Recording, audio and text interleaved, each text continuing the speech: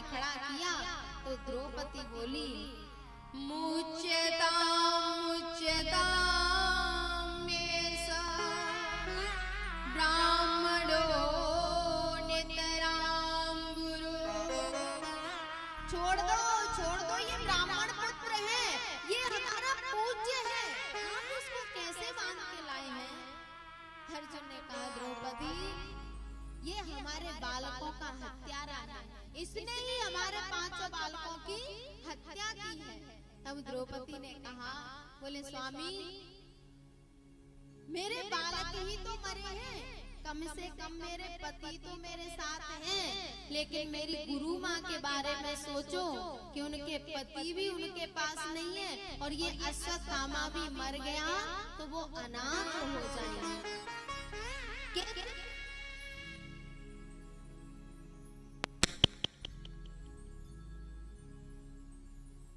श्री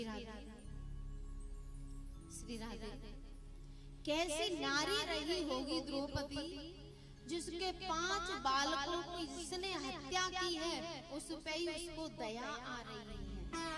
भैया अगर कोई हमारे बालक को एक थप्पड़ मार दे हम सहन कर लेंगे?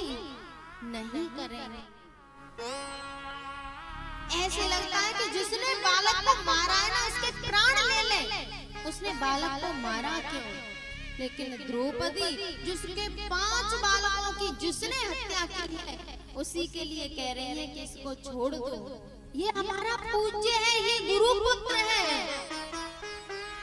ब्राह्मण अवध्य गुरु पुत्र छोड़ो छोड़ो इन्हें, गुरु माँ को ना बिना पुत्र के रहना पड़े, नाता पुत्र माता का विधाता कभी टूटे नहीं, माता को कभी ना सुत शोक सहना पड़े। स्वामी अश्वत्थामा को छोड़ दो, अगर इसको कुछ हो गया तो गुरु माँ अनाथ हो जाएंगे। अर्जुन ने कहा, द्रौपदी मैंने प्रतिज्ञा की है कि जिसने मेरे पुत्रों को मारा है मैं उसको जिंदा नहीं छोड़ूंगा, और तुम कह रही हो कि इसको छोड़ दो। अर्जुन धर्म संकट में पड़ गए, ठाकुर जी की तरफ देखा तो ठाकुर जी ने कहा, ब्रह्मवंदुर्नहं आतताई बलाहनम्। अर्जुन वैसे तो ब्राह्मण की हत्या नहीं करनी चाहिए, लेकिन यदि ब्राह्मण आतताई है तो उसको छोड़ना भी नहीं चाहिए। जिसने नारी पर वार किया हो, जिसने बालक पे वार किया हो, किसी के घर में आग लगाई हो, किसी को जहर दिया हो, उसको आतताई कहते हैं। बोले वैसे ब्राह्मण की हत्या नहीं करनी चाहिए, लेकिन जो आतताई है उसको छोड़ना भी नहीं चाहिए। अर्जुन ने कहा कि अब मैं क्या करूं, आपकी बात मानूं कि द्रौपदी की? तब ठाकुर जी ने कहा, संभावितस्य चा कीर्ति मरणादतिरिच्यते। ठाकुर जी ने कहा, अर्जुन अपने से बड़े का अपमान ही उसकी मृत्यु दंड के समान है। प्यारे हमारे जो बूढ़े बड़े होते हैं ना, जो घरों में बूढ़े बड़े रह रहे हैं, उनकी संतान उन पे वार नहीं कर रही, उनको पीट नहीं रही, लेकिन फिर भी वो अंदर से नष्ट हो गए हैं, जर्जर हो गए हैं। क्यों? क्योंकि उनकी संतान रोजाना अपनी वाणी रूपी बाणों से उनका भेदन कर रही है, उनके हृदय को छलनी कर रही है, इसलिए उनकी हालत खराब हो रही है। अपने से बड़ों का अपमान ही उनकी मृत्यु के समान होता है। अर्जुन संभावितस्य चा कीर्ति मरणादतिरिच्यते। अर्जुन ने जो अश्वत्थामा के मस्तक पे मणि थी ना, उसको तलवार से निकाल दिया और उसको अपमानित करके छोड़ दिया। लेकिन प्यारे याद रखना, जो दुष्ट होता है ना वो अंतिम सांस तक भी दुष्टता को नहीं छोड़ता। जैसे अश्वत्थामा की मणि निकली तो वो एकदम व्याकुल हो गया। एक गांव में एक दुष्ट रहता था, छोटा सा गांव था और वो ऐसा था कि कभी भी गांव में शांति नहीं रहने देता। एक दूसरे में लड़ाई करवाना, एक दूसरे की बुराई करना, बस यही उसका काम था। तो उसका बुढ़ापा आया, खटिया में पड़ गया और जब उसका अंतिम समय आया तो उसने सारे गांव वालों को बुलाया। उसने कहा, भैया मैंने पूरे जीवन में कभी कोई अच्छा काम नहीं किया है, अब मेरा अंतिम समय चल रहा है तो आप लोग मेरे ऊपर एक कृपा करो। बोले क्या?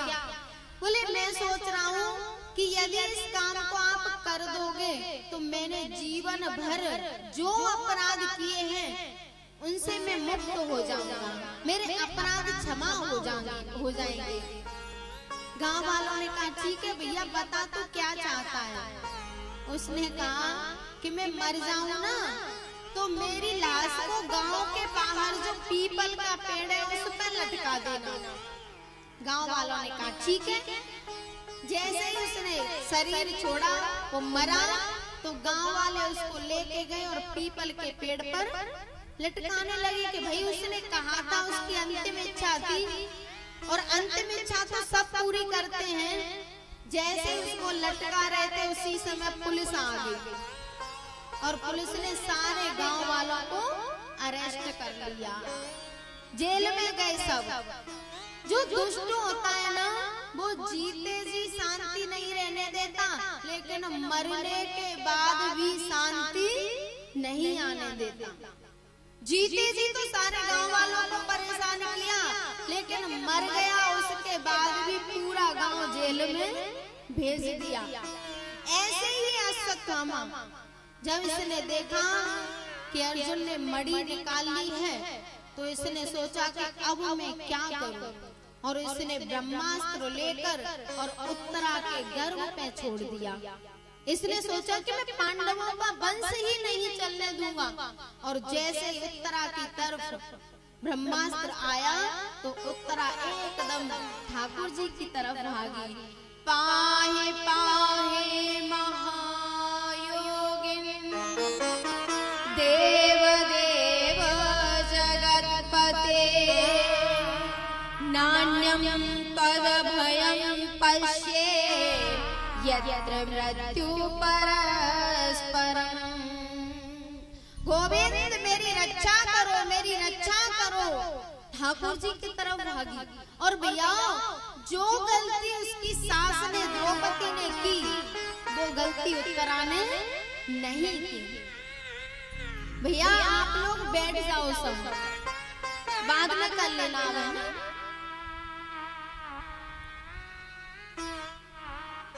द्रौपदी ने क्या गलती की थी प्यारे? द्रौपदी भगवान के साथ रहती थी पर द्रौपदी को भगवान पर भरोसा नहीं था। आप लोग सोच रहे होंगे भरोसा क्यों नहीं था? द्रौपदी को तो बहुत भरोसा था प्यारे। यदि द्रौपदी को भगवान पर भरोसा होता तो किसी के बाप की हिम्मत नहीं थी कि कोई द्रौपदी के केसों को छू लेता। द्रौपदी के केसों को दुशासन ने पकड़ा, इसका कारण यही था कि द्रौपदी को भगवान पर भरोसा नहीं था। वो भगवान को अपने सखा मानती थी। जब दुशासन द्रौपदी को लेने गया था ना तो उसने अपनी कुल की मर्यादा बताई है दुशासन को, ठाकुर जी को याद नहीं किया। दुशासन से खुद लड़ने को तैयार है, ठाकुर जी को याद नहीं किया।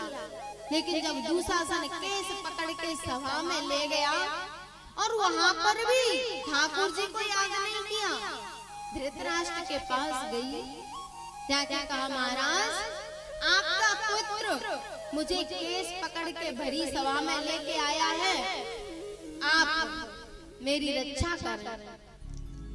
प्यारे, जो अंधा है वो क्या किसी की रक्षा करेगा?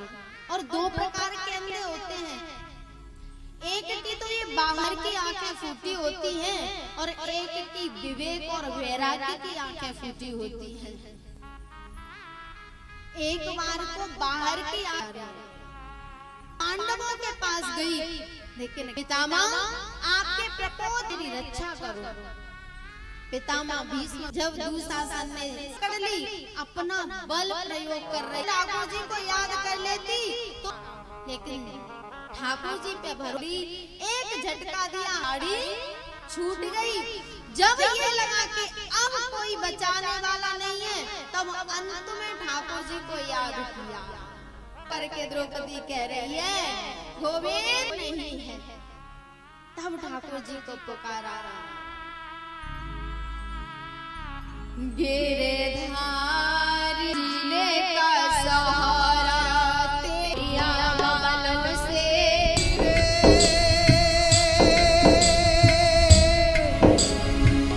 जिले का सहारा तेरा नाम रे रे, गिरधारा नाम रे, मुझे दुनिया वालों से क्या काम रे।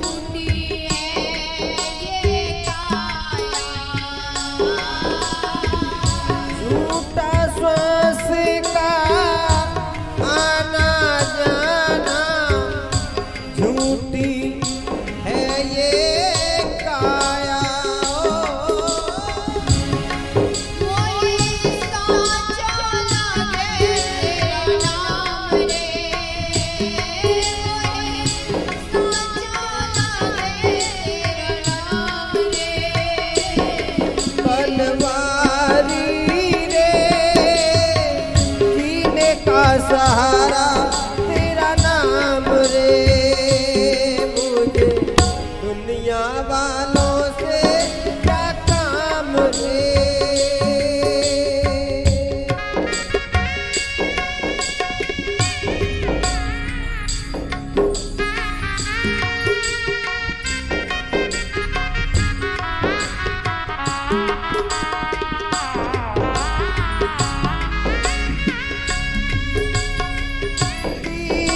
दयाल सुने जब से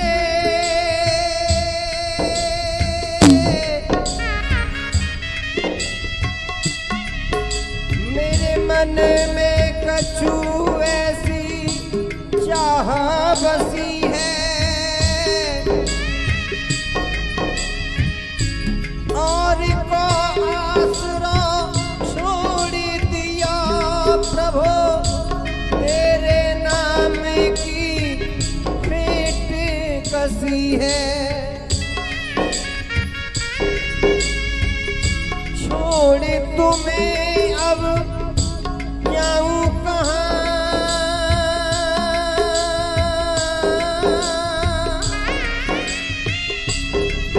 जैसे जल के जाल में मीने फंसी है। तारो न तारो हमारे प्रभु जामे, मेरी हसीना तुम्हारी हंसी है बनवारी रे, जीने का सहारा तेरा नाम रे।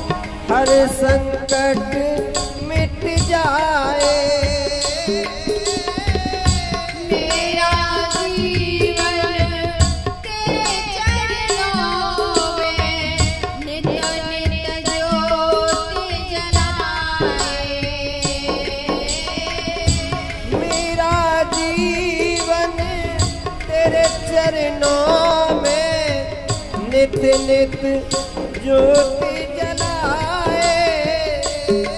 मेरा हाथ पकड़ ले सावरे, मेरा हाथ पकड़ ले सावरे। बनवारी रे जीने का सहारा तेरा नाम रे। मुझे दुनिया वालों से क्या काम रे। गिरधारी रे जीने का सहारा तेरा नाम रे। हरी रे जीने का सहारा तेरा नाम रे। मुझे दुनिया वालों से क्या काम रे। ओ बलवारी रे जीने का सहारा तेरा नाम रे। मुझे दुनिया वालों से क्या काम रे। ओ गिरधारी रे जीने का सहारा तेरा नाम रे। मुझे दुनिया वालों से क्या काम रे। मुझे दुनिया वालों से क्या काम रे। मुझे दुनिया वालों से क्या काम रे। मोये साचो लागे तेरो नाम रे। अब कोई सहारा नहीं तब सच्चा लग रहा है, पहले भगवान का नाम सच्चा नहीं लग रहा था। अगर पहले सच्चा लग जाता तो इस सब की नौबत नहीं आती प्यारे। यही हम लोगों के साथ होता है कि हम संसार का भरोसा कर लेते हैं, संसार की आशा कर लेते हैं। लेकिन प्यारे आशा ही परमम दुखम नैराश्यम परमम सुखम यथा संचित्य कांतासाम सुखम सुष्पा पिंगला। हमने जो अपने संबंधियों से, परिवार वालों से जो आशा, जो भरोसा पाल लिया है ना, वही तो हमारे दुख का कारण है।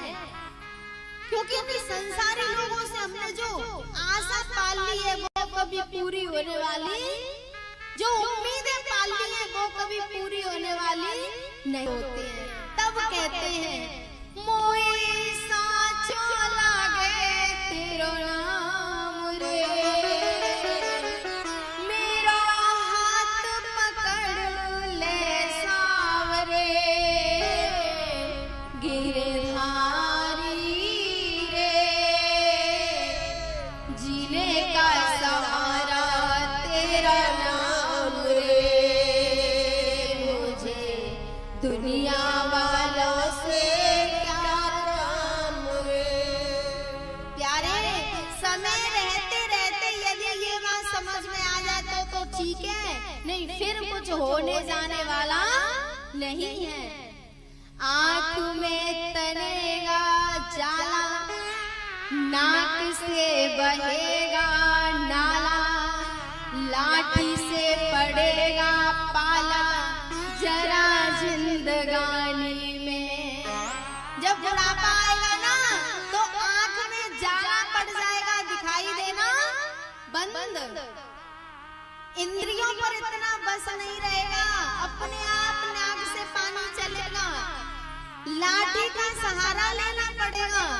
आँख पे तनेगा जाला, नाक से बहेगा नाला, लाठी से पड़ेगा पाला जरा जिंदगानी में। भक्ति का करोगे जब शक्ति न रहेगी तन में।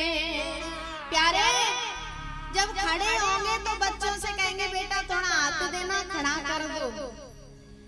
इतनी सामर्थ्य नहीं रहेगी कि अपने आप खड़े हो जाएं, बैठ जाएं, लाठी का सहारा लेंगे, उस समय पर भजन क्या करेंगे।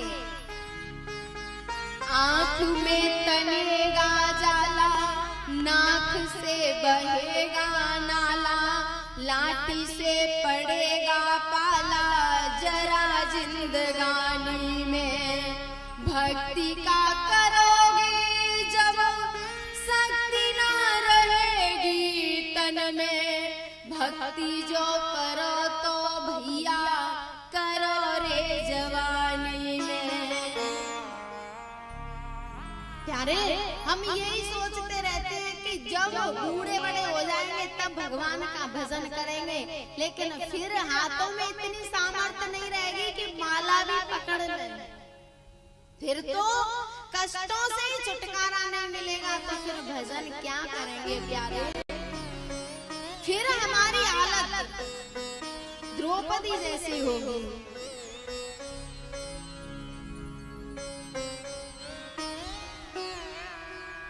प्यारे, जब द्रौपदी को लगा कि अब कोई सहारा नहीं है, तब भगवान को पुकारा, लेकिन फिर भी गनीमत है, फिर भी ठीक है कि समय पे पुकार तो लिया। और हम तो इतने नादान हैं कि वो समय आता है ना तो भी परिवार वालों को ही पुकारते हैं, और ये संसार में कोई भी सहारा देने वाला नहीं है। और पता है, ये जीवन इतना कीमती है कि पूरे जीवन जो कमाई हम करते हैं ना, पूरे जीवन जिस कमाई को हम करते हैं, उस कमाई से इस जीवन का 1 मिनट भी नहीं खरीद सकते। आयुष क्षण एकोपि सर्वरत्नैः न लभ्यते। हम पूरा खेत, गाड़ी, घोड़ा, घर सब दे दें, लेकिन इस जीवन का एक भी क्षण वापस आ सकता है? जो समय निकल गया उसमें से 1 मिनट वापस आ सकता है? और हम कितने नादान हैं कि जिस नश्वर धन दौलत के लिए अपने कीमती जीवन को नष्ट कर रहे हैं, वो सारे जीवन का धन 1 मिनट भी हमें वापस नहीं दे सकता। आयुष क्षण एकोपि सर्वरत्नैः न लभ्यते। तो प्यारे, समय पर यदि परमात्मा की याद आ जाए तो भी बहुत बड़ी बात है। जब द्रौपदी ने पुकारा तो ठाकुर जी नंगे पैर दौड़ के आए, और पता है स्वयं साड़ी बने हैं। वैसे तो मुख्य रूप से भगवान के 24 अवतार हैं, लेकिन भक्तों ने जाने कितनी बार भगवान का अवतार करवा लिया है। तो प्यारे, भगवान स्वयं साड़ी बने और द्रौपदी की लाज बचाई। दुशासन थक गया साड़ी खींच खींच के, लेकिन द्रौपदी को निर्वस्त्र नहीं कर पाया।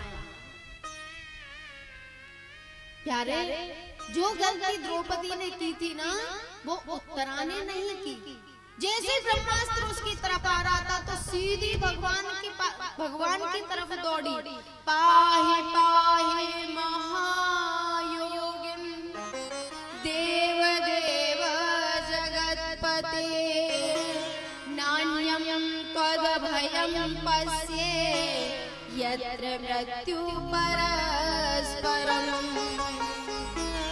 गोविंद, मेरी लाज बचाओ, ये ब्रह्मास्त्र मेरी तरफ चला आ रहा है और मुझे अपने मरने का भय नहीं है, लेकिन मेरे गर्भ में जो छोटा सा शिशु पल रहा है, आप इसकी रक्षा करो। भगवान छोटा सा रूप बना के उत्तरा के गर्भ में, प्यारे, जहाँ पर जाने से जीव भी भगवान से ये प्रार्थना करता है कि भगवान इससे छुटकारा दिला दे। पुनरपि जननम पुनरपि मरणम पुनरपि जननी जठरे शयनम, भज गोविंदम गोविंदम भज मूढ़मते। जिस गर्भ में जाने से जीव घबराता है, उसमें परमात्मा उत्तरा के छोटे से बालक की रक्षा करने के लिए और चले गए। उस बालक की रक्षा की। जब कुंती मैया ने इस दृश्य को देखा तो कुंती मैया स्तुति करने लगी। कुंती मैया ने कहा कृष्णाय वासुदेवाय देवकी नंदनाय च नंद गोप कुमाराय गोविंदाय नमो नमः।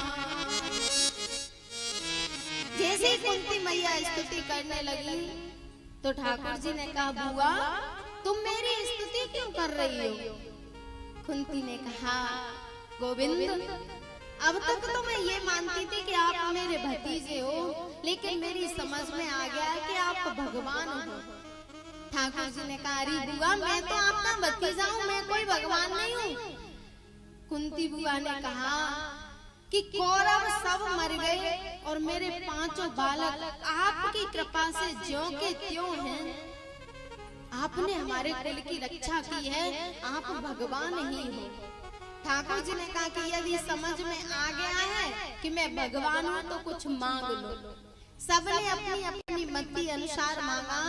जब कुंती बुआ का नंबर आया तो उन्होंने कहा विपदः सन्तु न सस्व तत्र तत्र जगद्गुरो भवतो दर्शनं यस्यात् पुनर्भवदर्शनम्। गोविंद यदि देना चाहते हो तो यही दो कि मेरे जीवन में बार बार विपत्तियां आए और मुझे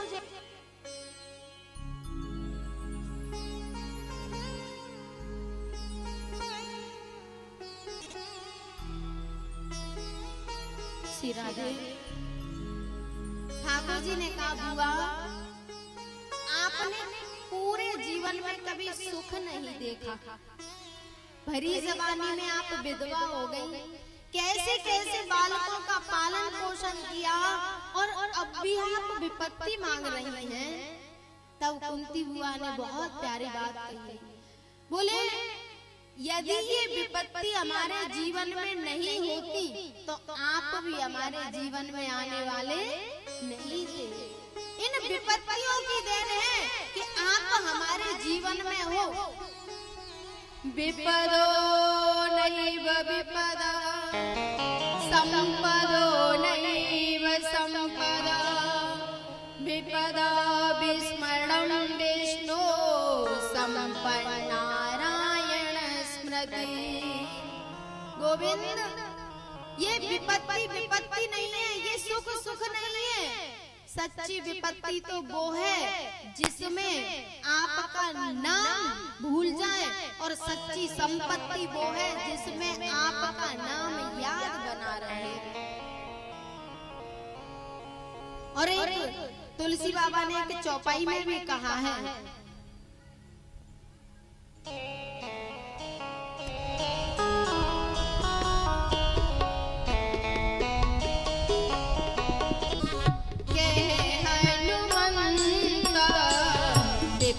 प्रभु सोई हनुमंत विपत प्रभु सोई तब तब सुमिरन भजन न होई। जब तब सुमिरन भजन न होई। हनुमंत विपत प्रभु सोई जब तब सुमिरन भजन न होई। यही बात कुंती बुआ कह रही हैं।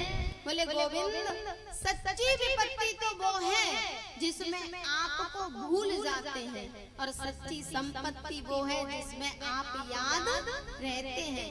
सुख के माथे सिल परे नाम हृदय से जान, बलिहारी वे दुखन की पल पल नाम रटान।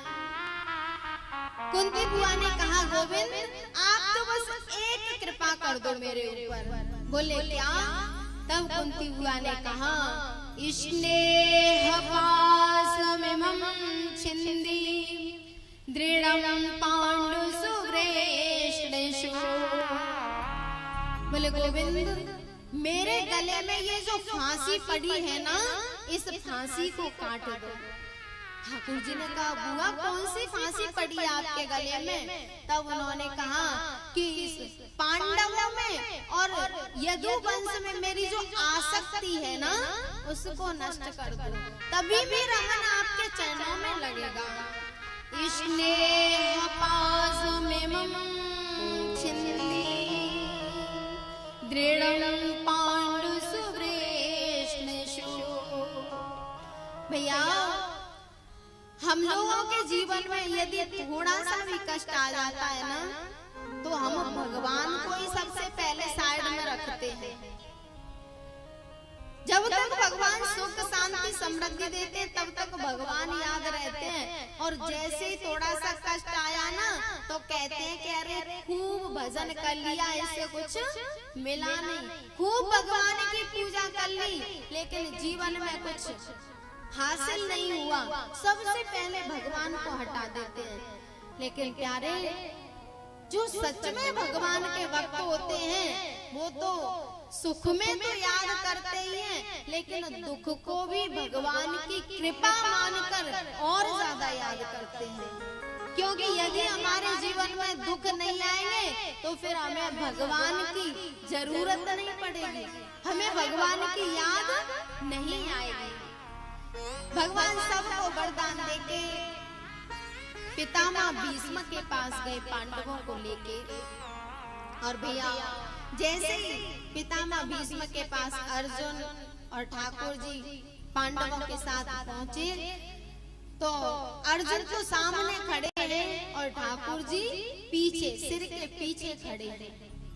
पितामह भीष्म ने कहा, अर्जुन तेरा सखा नहीं आया क्या? अर्जुन ने कहा, हाँ पितामह आए हैं। ठाकुर जी सामने आए तो पितामह भीष्म ने कहा कि आप सही जगह पे खड़े थे, क्योंकि मेरी आंखों ने इतने पाप देखे हैं कि अब ये आंखें आपके दर्शन करने लायक नहीं है। आप बिल्कुल सही जगह पे खड़े थे। पितामह भीष्म ने कहा, गोविंद मुझे ये बताओ कि ये मेरे किस कर्म का फल मुझे मिला है? मैं 7 दिनों से बाणों की सेज पे सो रहा हूँ, मुझे ये किस कर्म का फल मिला है, ये बता दो। ठाकुर जी ने कहा, पितामह आपको तो अपने अनेकों जन्मों की याद है, आप स्वयं याद करो। पितामह भीष्म बोले, मुझे 100 जन्मों की याद है और 100 जन्मों से मैं राजा हूँ, लेकिन मैंने कोई पाप नहीं किया। ठाकुर जी ने कहा, एक जन्म और देखो। बोले, अब मेरी सामर्थ्य नहीं है। ठाकुर जी ने कहा, सामर्थ्य तो मैं दूंगा। ठाकुर जी ने दिव्य दृष्टि दी तो पितामह भीष्म ने देखा कि उस जन्म में भी वो राजा थे, 101 जन्म पहले, और घोड़े पे चढ़ के कहीं जा रहे थे, तो एक जो दुमई होती है ना, वो रास्ते में पड़ी थी। पितामह भीष्म उस जन्म में भी बड़े धर्मात्मा राजा थे, तो उन्होंने सोचा कि ये दुमई घोड़ों की टापों से मर जाएगी, तो इसको एक साइड कर दो। भाले की नोक पे रख के जैसे ही उसको फेंका, तो वो कांटों के झाड़ पे गिर गई और उसी में उलझ गई। 7 दिन तक वो उसी में उलझी रही और वहीं सूख सूख के मर गई। ठाकुर जी ने कहा, पितामह उसी पाप का फल आपको भोगना पड़ रहा है। पितामह भीष्म ने कहा कि मैंने वो जानबूझ के नहीं फेंकी थी, मैं तो उसको बचाना चाहता था। ठाकुर जी ने कहा, पितामह पाप जाने में हो चाहे अनजाने में हो, हमें उसका फल भोगना ही पड़ता है। पितामह भीष्म ने कहा, ठीक है, लेकिन मैंने इस बीच में 100 जन्म ले लिए, इनमें उस पाप का फल क्यों नहीं भोगना पड़ा? तब ठाकुर जी ने बहुत प्यारी बात कही। बोले, पितामह जाने अनजाने में जीव पर पाप होते रहते हैं, लेकिन जब तक जीव धर्म से जुड़ा रहता है, संत सेवा से जुड़ा रहता है, तब तक उसके पाप प्रभाव नहीं करते, प्रभावित नहीं करते। लेकिन जैसे ही अधर्म से जुड़ जाता है तो सारे पाप खड़े हो जाते हैं। पितामह भीष्म ने कहा, मैंने ऐसा कौन सा पाप किया है जिसके कारण मेरा ये पाप फल मुझे भोगना पड़ रहा है? तब ठाकुर जी ने कहा, पितामह ये बताओ कि अब आपसे कौन सा पाप बाकी रह गया है? वैसे ये कहते हैं कि अपने सामने कभी कुछ गलत नहीं होने देना चाहिए। सामर्थ्य हो तो उसको होने से रोक लो, नहीं हो तो वहां से खड़े होकर चले जाओ। लेकिन जब एक अबला आपके सामने भीख मांग रही थी अपनी रक्षा की, तो आप ना तो उस सभा में से खड़े होके गए और ना ही आपने उसकी रक्षा की। और सामर्थ्य होते हुए प्यारे, यदि पितामह भीष्म खड़े हो जाते और कहते कि इस सभा में किसकी हिम्मत है जो द्रौपदी को स्पर्श भी कर जाए, तो किसी की हिम्मत नहीं थी कि कोई खड़ा हो जाए। दुशासन दुर्योधन को तो छोड़ो, धृतराष्ट्र की भी हिम्मत नहीं थी, भले ही वो राजा था, लेकिन पितामह भीष्म चुप रहे, कुछ बोले नहीं।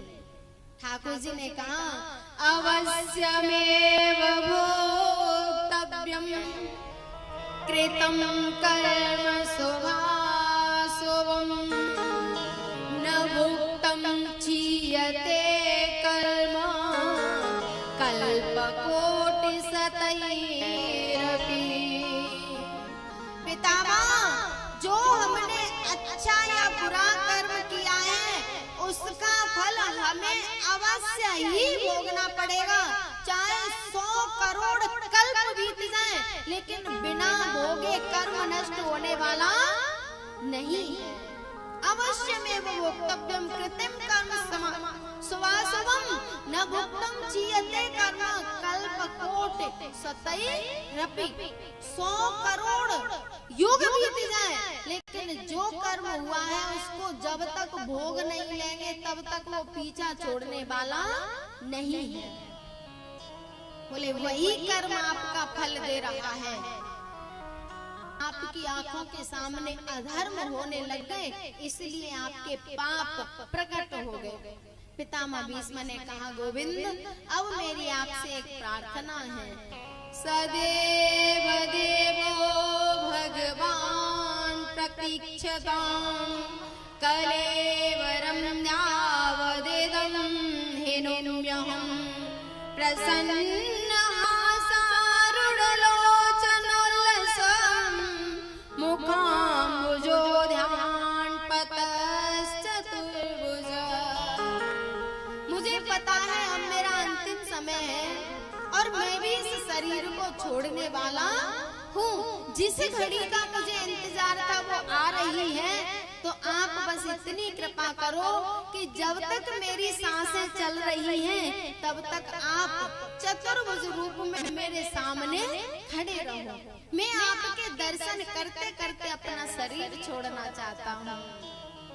पितामह भीष्म ने कहा, इतना तो करना स्वामी, जब प्राण तन से निकले। इतना तो करना स्वामी, जब प्राण तन से निकले।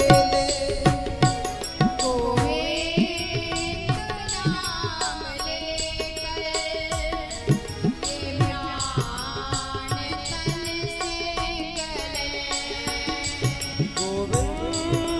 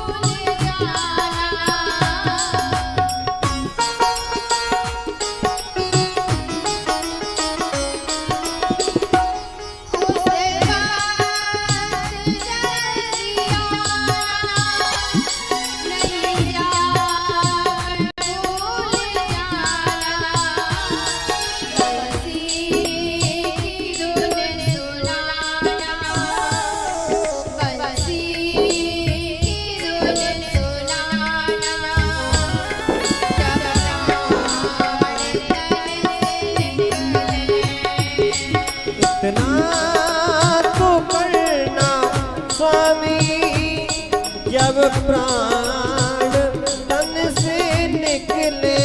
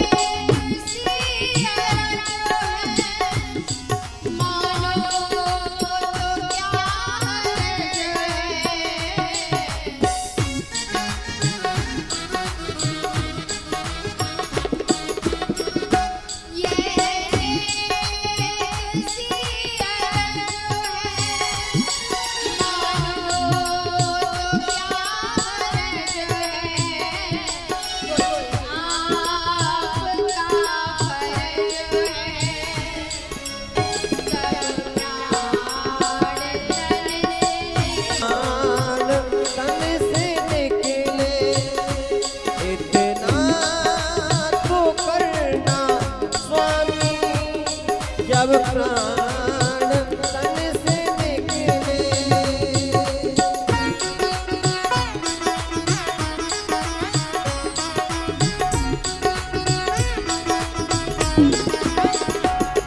गोविंद नाम लेकर जब प्राण तन से निकले इतना तो करना स्वामी जब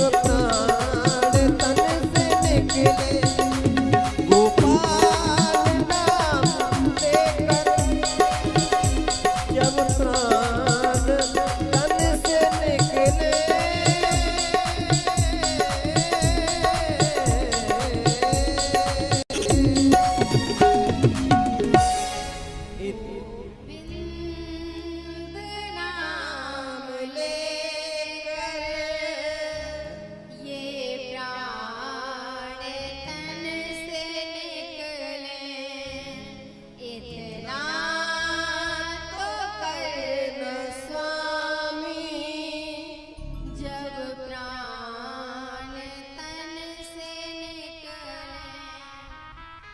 पितामह भीष्म को इच्छा मृत्यु का वरदान मिला था।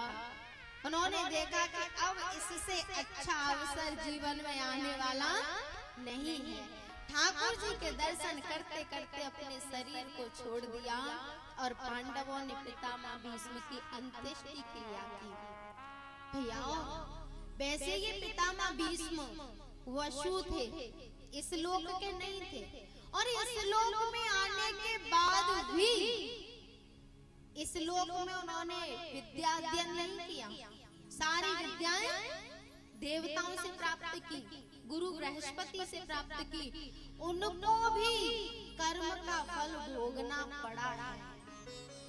प्यारे, हम कर्म करते तब नहीं सोचते, लेकिन जब फल भोगते हैं, फल सामने आता है, तब कहते हैं अरे हमने तो कुछ किया नहीं था। प्यारे, बोए पेड़ बमूर के आम कहाँ से खाएं। ये कर्म खेती है, जो हम बोएंगे वही मिलेगा, जैसा बोएंगे वही मिलेगा। अब हम बो तो रहे हैं, और फिर सोच रहे हैं कि फल में आम आ जाए। क्या ऐसा संभव है? नहीं प्यारे, जो हम करेंगे वही फल मिलेगा और अवश्य मिलेगा, इसमें कोई दोहरा नहीं है। अवश्य में भोक्तव्यम कृतम कर्म शुभाशुभम।